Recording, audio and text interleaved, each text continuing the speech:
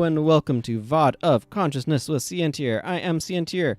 We have ourselves a lovely Crichton sky in the background. We got ourselves our dudes. We are making our way to the Temple of Ages, and you can support me at patreon.com/Sientir. So last time we did a bunch of random questing in this general vicinity of... my hand is offset, so I'm pushing the wrong buttons. The general vicinity of Kryta. Specifically, we've been in the Nebu Terrace zone, I guess, is what this is. Anyway, we're heading towards ye old Temple of Ages, which is a good bit south and notably west of here. But I want to get myself there because it's a very, very important outpost to have. And so I want to go claim it.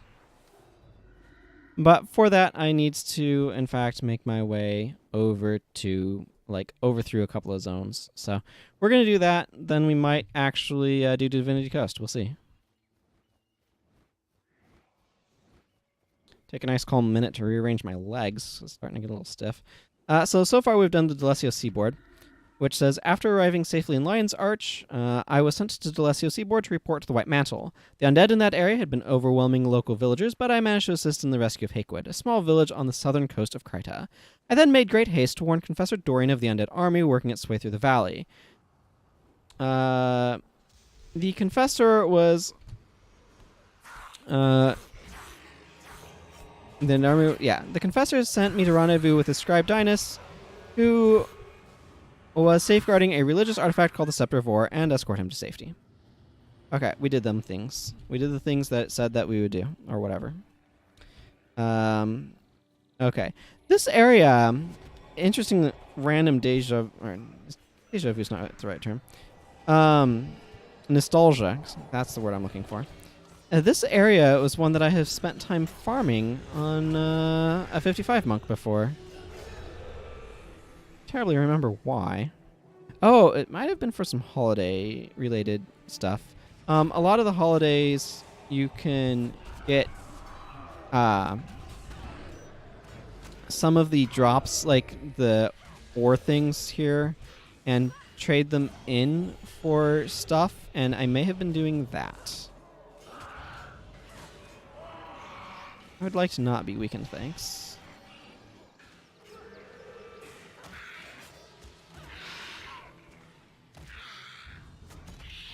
Actually, I don't feel like Searing Flames is as optimal here as one would like it to be, on account of the enemies. Burning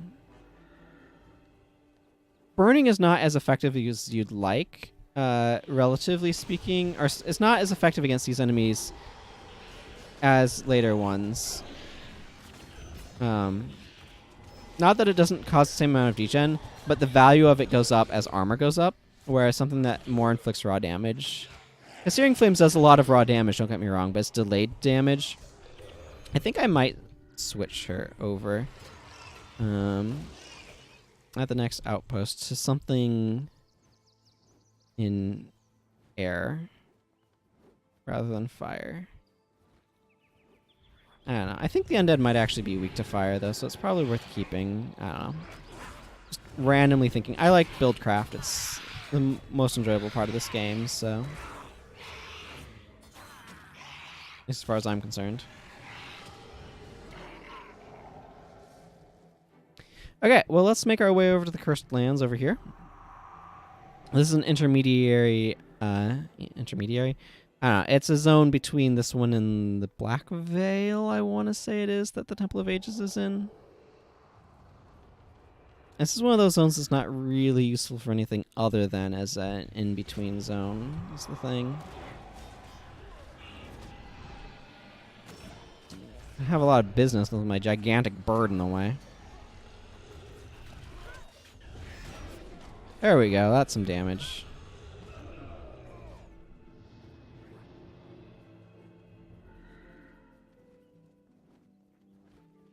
Okay, heroes have not leveled up. We'll need to keep an eye on that. I think they all might still be getting experience from these. Acolyte Jin and Zenmai definitely are. I think Level 13 should still be giving experience to cost as well. I'm too high level for these rangers to be giving me experience, but... Oh, the bowman definitely will, though. Yeah, they gave me 8. Not much, but, you know. The experience gets divided over the party. The fewer people you have in your party, the more experience you will each individually earn from enemies. For whatever that's worth.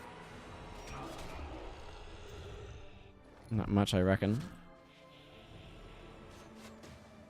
I still have not taken care of that item in my inventory. It's just not been worth it for me to process it. Or not yet, anyway.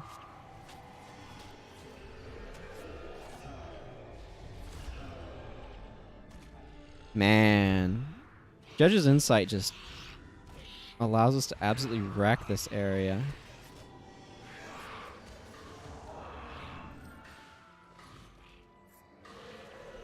It's quite impressive, really.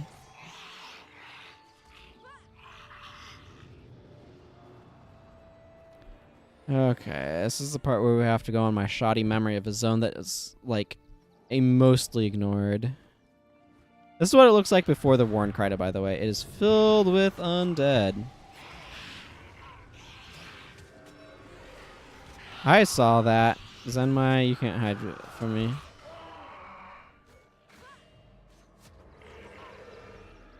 Zenmai managed to level up. Isn't that nice? It's nice to have a character with a mostly emptied inventory. Dunkoro. Why does Dunkoro keep lagging way behind everyone?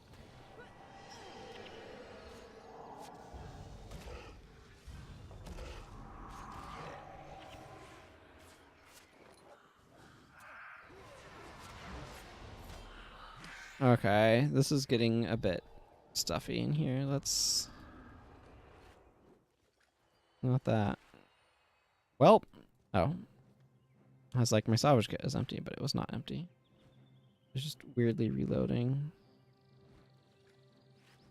Okay. I want to clear up my inventory a little bit. It's not like imminently stuffed, but it is getting there. We need to get down that way. I'm going to get through the Skeleton Ranger first.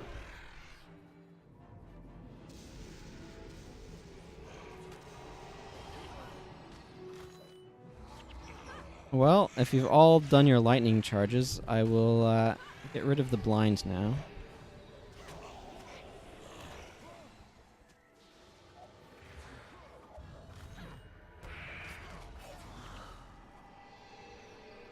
Weakness is kind of more of an issue than you might think. What's actually... Do I need to go...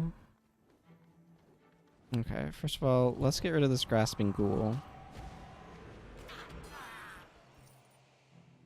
Trying to decide if the way through the zone is southern or northern. I think I'm going to go north. I'm going to go around this way. It might be one of those loops where it doesn't really matter which way you go. You end up in the same place either way, but...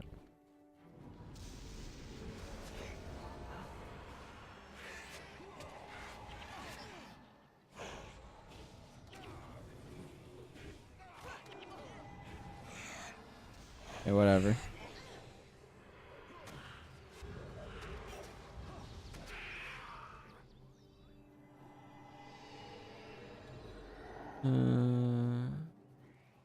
Yeah, I don't know how well... Us probably won't use this without the foe being crippled, which is only really happening through Palm Strike right now. Like, it's cool synergy. Whoop, that is not the button I was wanting to hit. You can tell because it did something that was completely unhelpful. Okay, cool. This gets us to the Black Curtain. The northern path was correct. Actually, not that far from Beetletun. Except we just couldn't take the crow's path. We had to take the very long way around. Black Curtain's the zone that the Temple of Ages is in, so we just need to make our way to the Temple of Ages now, which is over... not terribly far from here. I guess here-ish. I think it's before this big boggy spot. Again, we're going to have a lot of undead around here. It's kind of the... what this zone is filled with, mostly.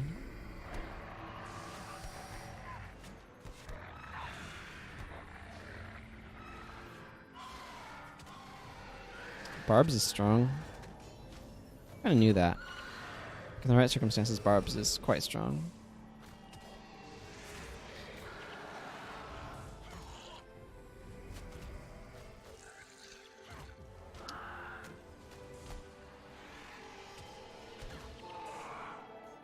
Ah, here's the... So many enervating charges weakening me. This is a potent condition. So weakness does two things. One, it reduces you deal less attacks with your damage, but the other thing, which you might have seen in that tooltip there, is it lowers all of your attributes by 1, which can be quite obnoxious, as you can imagine. Especially, so what makes it especially strong is that it can knock you out of range of breakpoints, which is where, like, if you have, say, 8 put into it, the skill maybe lasts such and such a period of time. But if you put 9 into it, it lasts, a little bit longer. For example, Ray of Judgment has a breakpoint for how long its burning lasts, where it goes from 2 to 3. And so if you just meet the breakpoint, and there are more extreme examples than that, but if you just meet the breakpoint, then weakness will make you no longer meet the breakpoint, which can be quite potent. Probably the thing that's most powerful, or that is most powerful against, are the fail with 50% or less skills. Elementalist has some examples of those. So, for example, if I look in water magic, slippery ground, there's a 50% chance of failure with water magic less than 5. So you need at least 5 in water magic for that to have full effect. So if you have 5 in water magic, and then that makes you go below, then it suddenly has a 50-50 shot of working instead of being 100% chance of working, which, needless to say, is a pretty big downside. Pretty potent impact. But that's just kind of... They added the functionality for weakness to lower attributes later on in the game's development cycle. When it first came out, it only had the physical damage weakening effect, but most of the conditions only really affect physical attackers in terms of the debilitating conditions. It's not 100% true, but basically blind and weakness were both very good against physical attackers, and they wanted to make weakness a little bit better against casters, so they added that breakpoint business in order to accomplish that.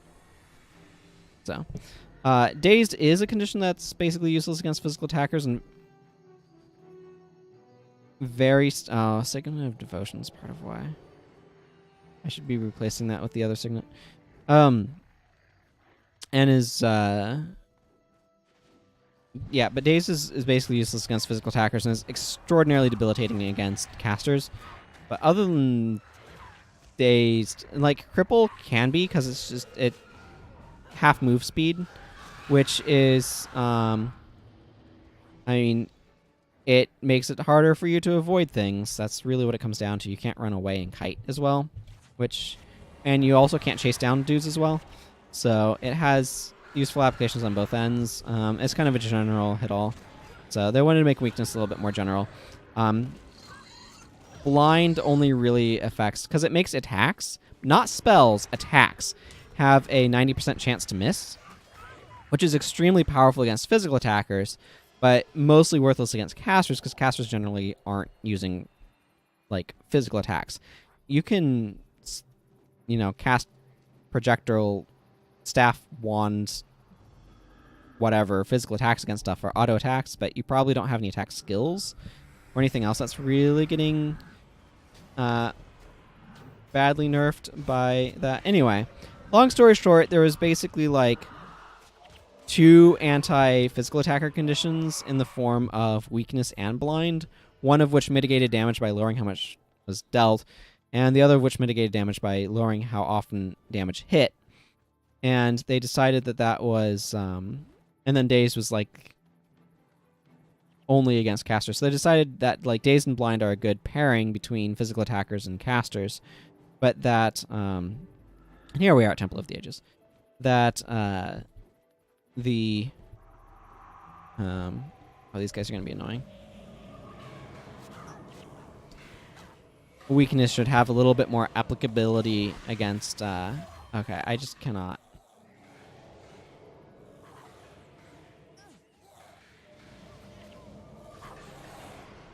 There's no reason to fight these guys. They are kicking our butts, so never mind them. Temple of the Ages. There's probably some quests that we can take here. Like Brother Mizar has one. To the Limit and Choking Gas. Okay, those are nice.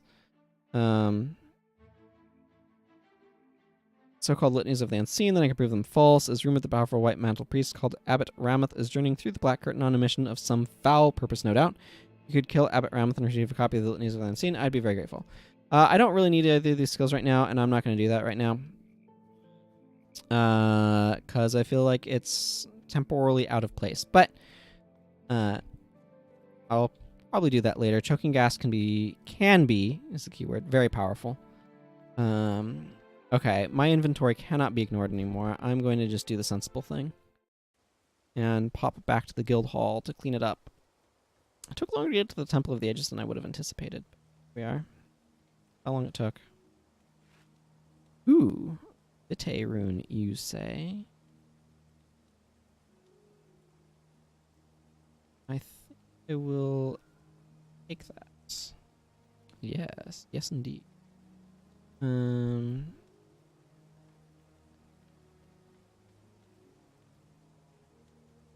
Hi, Disciples Major Protection. That's basically what I thought. That's... Oh, well. Cool. Ankoro, do you have... Nope. I have a Major Protection rune. Don't care about that. That can be a merchant. Vitae is definitely worth more than Stormbound. And I'm actually going to put it on this chest piece for the moment. It's not as good as a proper vigor rune, but it will do as in kind of a pinch. Okay, most of the rest of this is merchant fodder. I just want to take a quick scan through my inventory to make sure that nothing ended up over here where it shouldn't. Not look like it. Okay, let's just finish IDing stuff. I'm gonna sell this weird longbow. It's not max stats, so it's not really worth using. That's weird. Armor plus 4, energy minus 5. Okay. It feels like it might be a prophecy only thing. Bunch of decayed ore emblems. Again, undead are from ore is a theme from this game. It was not invented in the sequel. Redefined, perhaps, but not invented. Okay, now that I've cleaned out my definitely way too crowded inventory, let's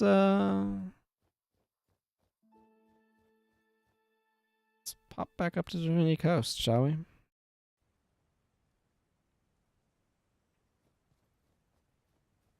Okay. So, let's see.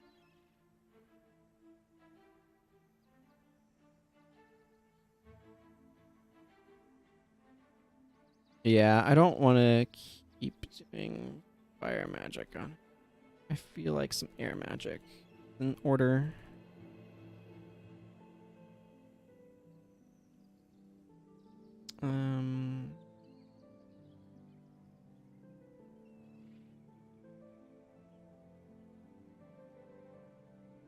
I like having Judge's Insight.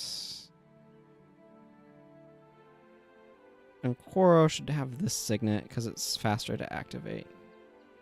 All of them have reses, so I'm actually going to drop this one for space reasons. And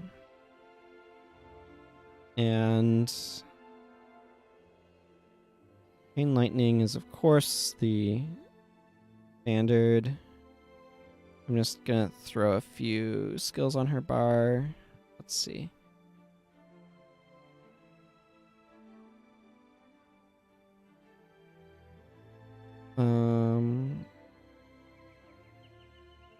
Yeah, that's not that one. That's actually Thunderclap. Thunderclap is excellent here. And then...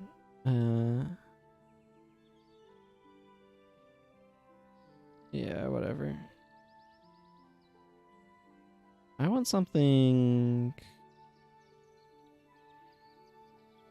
like, fine or whatever. Maybe just lightning javelin is good enough.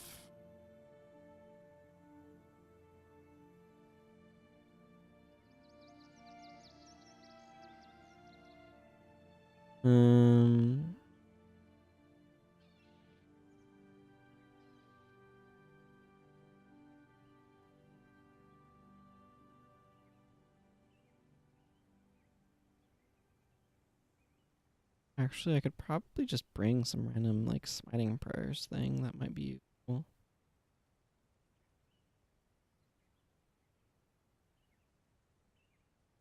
Oh, Balthazar's aura. That could be good here. Okay, well, I've probably futzed around with skills long enough that I should go ahead and start the mission at any time now. Except that we're running up into time, so sorry that the end of this episode was maybe a little unexciting. But until next time, everyone, take care and goodbye.